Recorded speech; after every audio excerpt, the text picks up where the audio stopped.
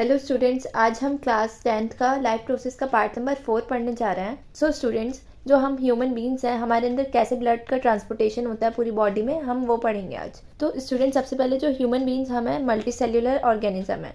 Means हम बहुत सारे सेल्स से मिलकर बनी है हमारी पूरी बॉडी।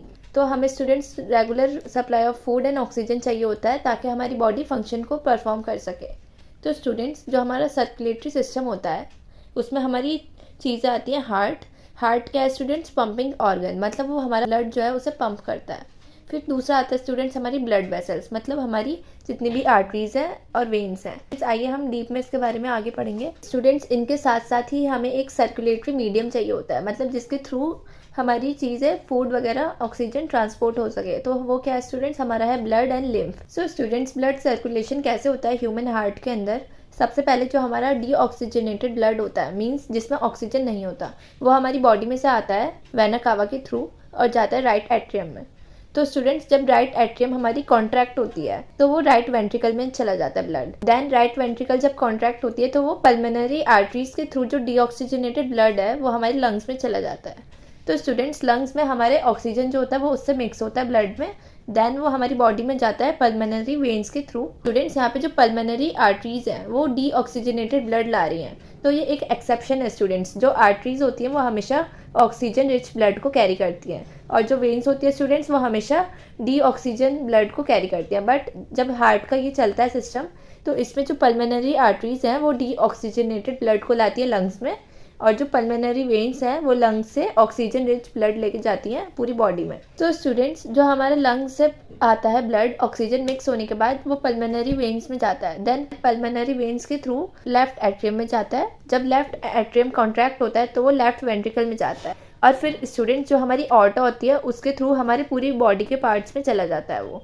सो स्टूडेंट्स, मैंने आपको यहाँ पे एक छोटा सा ह्यूमन हार्ट का डायग्राम भी बना के शो किया गया है। सबसे पहले मैंने आपको बताया वेना कावा के थ्रू हमारा डीऑक्सीजनेटेड ब्लड आता है राइट एट्रियम में।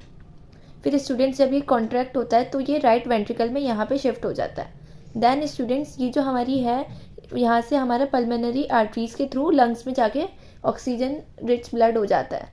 देन स्टूडेंट्स, जो हमारी पल्मोनरी वेन्स है यानी ये वाली, यहाँ से वापस से ब्लड एंटर करता है स्टूडेंट्स। देन लेफ्ट एट्रियम में आ जाता है। जब लेफ्ट एट्रियम कॉन्ट्रैक्ट होता है तो लेफ्ट वेंट्रिकल में आ जाता है। देन स्टूडेंट्स, जो हमारा लेफ्ट वेंट्रिकल है, यहाँ से हमारा ब्लड ऑर्ट्रा के थ्रू, यानी इधर से हमारा ब्लड पूरी बॉडी के पार्ट्स में चला जाता है। तो आई होप स्टूडेंट्स आपको यहाँ से ब्लड का सर्कुलेशन समझ में आया होगा, ह्यूमन बॉडी में कैसे हमारा ब्लड सर्कुलेट होता है। सो स्टूडेंट्स, अब हम ब्लड के बारे में पढ़ लेते हैं। अ फ्लूइड कनेक्टिव टिश्यू, मतलब वो फ्लूइड फॉर्म में है और कनेक्टिव टिश्यू है एक तरीके का। सो स्टूडेंट्स, जो हमारा ब्लड होता है उसमें कुछ सॉलिड कंपोनेंट्स होते हैं, कुछ लिक्विड कंपोनेंट्स होते हैं। तो स्टूडेंट, जो सॉलिड कंपोनेंट्स होते हैं वो हमारे कौन से होते हैं? RBCs, WBC and blood platelets. और जो स्टूडेंट लिक्विड कंपोनेंट होता है उसमें हमारा प्लाज्मा आता है। जो प्लाज्मा है वो एक येलो कलर फ्लूइड है जिसमें 9% तो वाटर है और 10% ऑर्गेनिक सब्सटेंसेज है जिसमें प्रोटीन्स वगैरह आता है। सो स्टूडेंट्स, ये दोनों कंपोनेंट्स मिलकर हमारा ब्लड फॉर्म हो जाता है। जो हमारा अनदर सर्कुलेटरी मीडियम है वो हमारा लिम्फ होता है। लिम्फ भी स्टूडेंट्स एक येलोइश फ्लूइड है, ये हमारी ब्लड कैपिलरीज में से स्केप यानी निकल जाता है और इंटरसेल्यूलर स्पेसिस में पाया जाता है, क्योंकि उसमें लेस प्रोटीन होता है students as compare to blood, इसलिए वो हमारी ब्लड कैपिलरीज में से निकल जाता है। जो हमारी ब्लड कैपिलरीज होती हैं स्टूडेंट्स, उसमें स्पेस प्रेजेंट होता है जिसमें से वो हमारा फ्लूइड निकल जाता है और स्पेस में आ जाता है, इंटरसेल्यूलर स्पेसेस में। तो आई होप स्टूडेंट्स आपको आरबीसीज, डब्ल्यूबीसीज एंड ब्लड प्लेटलेट्स के फंक्शंस पता ही होंगे। आई होप आपको इन्हें एक्सप्लेन करने की ज़रूरत नहीं होगी, बाकी आप लोग अपनी बुक से एक बार रीड कर लीजिएगा। नेक्स्ट स्टूडेंट्स, हमारा है ब्लड वेसल्स। ब्लड वेसल्स में हमारी दोनों आती हैं, आर्टरीज एंड वेन्स। सब बच्चों को पता है जो आर्टरीज होती है वो ऑक्सीजन रिच ब्लड को कैरी करती है। हमने यहाँ पे यही लिखा है students, carry oxygenated blood from the heart to the body part, मतलब वो हार्ट से लेके जाती हैं पूरी बॉडी के पार्ट्स में। वे आर्टरीज का बेसिकली यही काम है। एंड जो स्टूडेंट्स हमारी वेन्स होती हैं वो डीऑक्सीजनेटेड ब्लड कैरी करती हैं। जो स्टूडेंट्स हमारी वेन होती है वो बॉडी से लेके जाती हैं ब्लड को हार्ट तक। जो स्टूडेंट्स हमारा ब्लड होता है जिसमें ऑक्सीजन कम हो जाता है वो हमारी बॉडी से कलेक्ट करती हैं वेन्स और उसे हार्ट तक लेके जाती हैं। तो यहाँ पे स्टूडेंट्स, मैंने आपको डायग्राम में भी समझाया था, यहाँ पे एक एक्सेप्शन है, जो पल्मोनरी आर्टरी होती हैं वो डीऑक्सीजनेटेड ब्लड लेके जाती हैं, हमने अभी पढ़ा था। और जो स्टूडेंट्स पल्मोनरी वेन होती हैं, मतलब वो ऑक्सीजन रिच ब्लड लेके आती हैं। जब लंग्स से होके आता है हमारा ब्लड तो वो पल्मोनरी वेन्स के थ्रू एंटर होता है दोबारा। स्टूडेंट्स, जो हमारी आर्टरीज होती हैं वो थिक एंड इलास्टिक होती है, मतलब मोटी होती है, और इलास्टिक मीन्स खींचने वाली, क्योंकि जब हमारा जो ब्लड होता है स्टूडेंट्स वो ऑक्सीजन रिच होता है तो उसका फ्लो फास्ट होता है। इसकी वजह से वो जो हमारी आर्टरीज हैं वो थिक होती हैं, और जो वेन्स होती है स्टूडेंट्स वो थिन एंड लेस इलास्टिक होती हैं।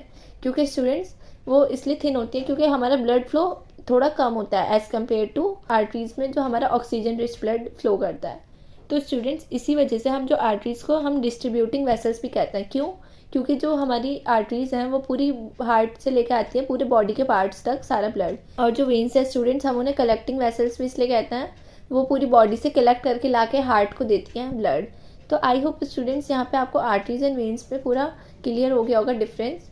तो स्टूडेंट्स ये बहुत इंपॉर्टेंट है। इसी के साथ साथ स्टूडेंट्स हमारा सर्कुलेटरी सिस्टम खत्म होता है ह्यूमन बींग्स में, देन हमारा छोटा सा पार्ट बचा है स्टूडेंट्स प्लांट्स वाला, वो हम नेक्स्ट वीडियो में डिस्कस कर लेंगे। Thank you.